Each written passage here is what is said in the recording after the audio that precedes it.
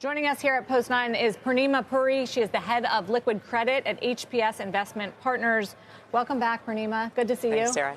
What are your expectations about not so much the Fed action tomorrow, because we expect them to pause, but what the signal will be?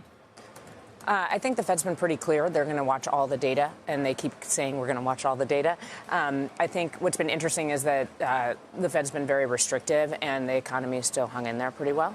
And so we agree with you that they're likely to pause and stay paused for a while. I'm not sure that rates will come in dramatically. I think the market's pricing in a lot of rate cuts. We're not of the view that that will happen. So do you think that is partly why we're seeing yields march higher into this meeting, with the market already expecting a pause? I think you're seeing yields march higher because I think there's a lot of actual supply that's going to come into the market. About a third of treasuries outstanding are going to reprice over the course of the next year. And the buyer base has shifted a lot, too. And so I think there's a lot of supply coming out, which is probably impacting some of that march. What's so interesting is I asked Janet Yellen, Treasury Secretary, yesterday about whether she's seeing concern in the bond market of all this issuance. They're going to have to raise a lot of debt here to pay for all of these pieces of legislation, the Infrastructure Act, the Inflation Reduction Act. Here's what she said about that. I'm not really seeing concerns in the bond market about issuance. Obviously, the Fed has tightened monetary policy, and that's pushed rates up. But there are pay-fors in the legislation that funded all of these programs, and so I'm not really concerned about the impact that they'll have. Certainly, greater deficit reduction is possible. Do you think the market is getting concerned? Investors are getting concerned about all that supply? Do you disagree? Not yet. I don't think the market's getting that concerned yet. I think the market's a bit peculiar right now because I do think there's more risk to inflation. There's risk to inflation with CPI. There's risk to inflation because of wages, because of oil, because of housing.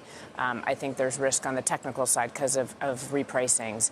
And I think you might see a lagged effect, in the economy at large, because if you end up with somewhat higher inflation than what the Fed is hoping for, that will impact margins, and it will impact investment cycles, and it will impact cash flows, because we might be in this environment where we're living at this higher for longer scenario. And yet you don't see default cycles kicking off really here. Defaults are slowly creeping up quietly. So the high yield market's sort of a 3% default rate right now. The loan market around 4.5%. Most estimates are for the loan market to continue to increase. Some estimates are as high as 6 to 6.5% for next year.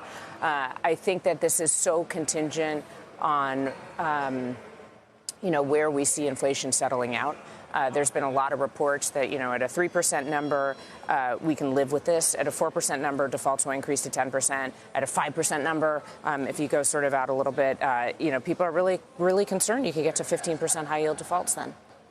So right now, what is the credit market signaling as it relates to a recession or any kind of broader stress? The credit market has been pretty benign, as has the equity market. So, the equity market's been on fire.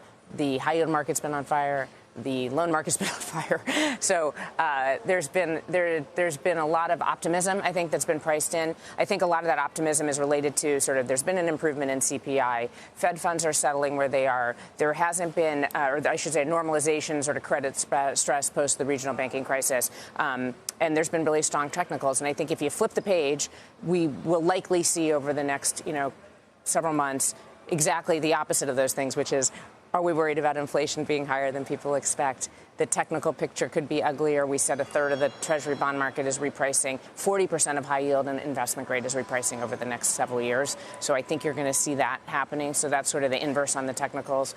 And then we'll see where CPI lands, and that'll impact margins and profitability and cash flows and potentially slower growth.